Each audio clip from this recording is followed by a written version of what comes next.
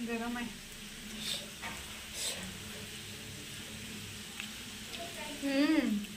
माझं नाव सोनू, ह्या नवीन ब्लॉगमध्ये तुमचं स्वागत आहे. आता मी ना रात्री काय म्हणतो सकाळी ना उडदाची भाजीतून केलं होतं.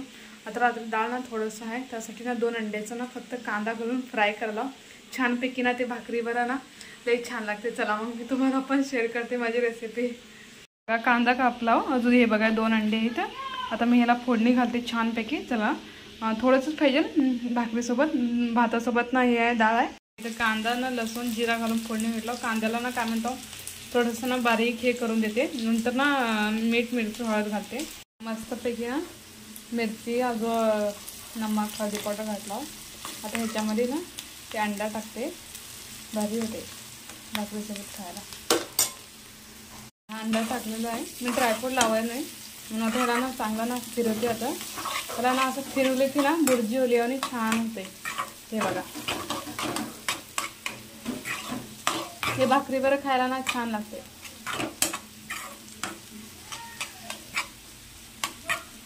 छानच झाले सोडा. आणि हे बघा मस्तपैकी वापले. आता थोडं ना मी तिखट केलं. तिखट मला छान लागते ह्याच्यासोबत. चला आता ना मी छान झाले मस्तपैकी ना झाले. मी तुम्हाला टेस्ट करून दाखवते थोडंसं.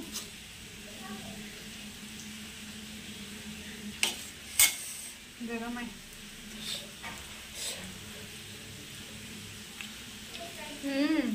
छान आहे. भाकरी बरोबर लई भारी लागते. समंत अजून काय म्हणतो, समंतची डॅडी ना बाहेर गेला तर त्याला आणायला मी जाते. आता त्याला ना आम्ही सांगितलं आहे मी मस्त स्वयंपाक झालं मी तुम्हाला बोलवायचं म्हटलं चला ते आणायला जाऊया.